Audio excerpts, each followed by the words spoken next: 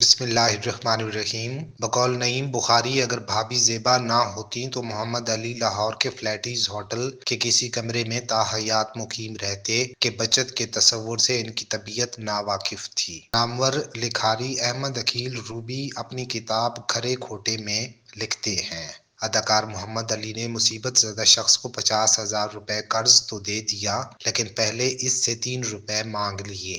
کوٹھی کے خوبصورت لان میں سردی کی ایک دوپہر میں میں اور علی بھائی بیٹھے گفتگو کر رہے تھے۔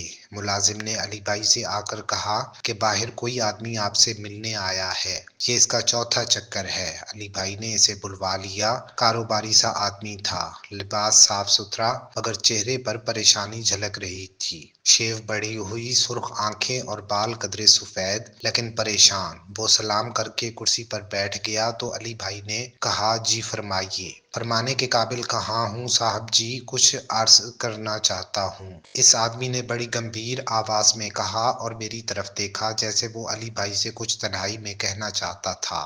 علی بھائی نے ان سے کہا، آپ ان کی فکر نہ کیجیے، جو کہنا ہے کہیے۔ اس آدمی نے کہا، چوبرجی میں میری برف کی فیکٹری ہے، لیکن کاروباری حماقتوں کے سبب وہ اب میرے ہاتھ سے جا رہی ہے۔ کیوں، کیسے جا رہی ہے؟ علی بھائی نے تفصیل جاننے کے لیے پوچھا۔ ایک آدمی سے میں نے 70,000 روپے قرض لیے تھے لیکن میں لوٹا نہیں سکا، وہ آدمی بولا۔ میں کچھ پیسے سنبھال کر رکھے تھے لیکن چور لے گئے۔ اب وہ آدمی اس فیکٹری کی کرکی لے کر آ رہا ہے۔ یہ کہہ کر وہ آدمی رونے لگا اور علی بھائی اسے غور سے دیکھتے رہے اور اس سے کہنے لگے، آپ کا برف خانہ میانی صاحب والی سڑک سے ملحقہ تو نہیں؟ جی جی وہی، وہ آدمی بولا۔ علی بھائی، میں صاحب اولاد ہوں، اگر یہ فیکٹری چلی گئی تو میرا گھر برباد ہو جائے گا، میں مجبور ہو کر آپ کے پاس آیا ہوں۔ فرمائیے میں کیا کر سکتا ہوں؟ میرے پاس 20,000 ہیں، 50,000 آپ مجھے ادھار دے دیں، میں آپ کو قسطوں میں لوٹا دوں گا۔ علی بھائی نے مسکرا کر اس آدمی کو دیکھا، سگریٹ سلگائی اور مجھ سے مخاطب ہو کر کہنے لگے،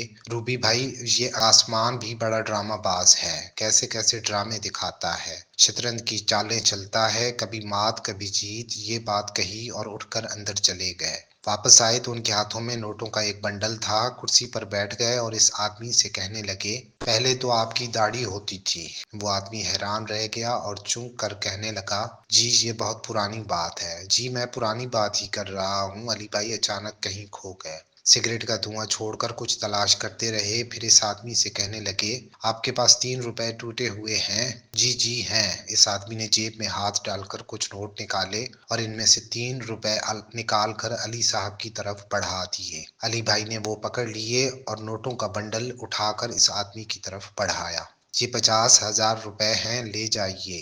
اس آدمی کی آنکھوں میں آنسو تھے اور نوٹ پکڑتے ہوئے اس کے ہاتھ کپ کپا رہے تھے۔ اس آدمی نے جذبات کی گرفت سے نکل کر پوچھا، علی بھائی مگر یہ 3 روپے آپ نے کس لیے لیے؟ علی بھائی نے اس کی بات کاٹ کر کہا، یہ میں نے آپ سے اپنی 3 دن کی مزدوری لی ہے۔ مزدوری؟ مجھ سے؟ میں آپ کی بات نہیں سمجھا۔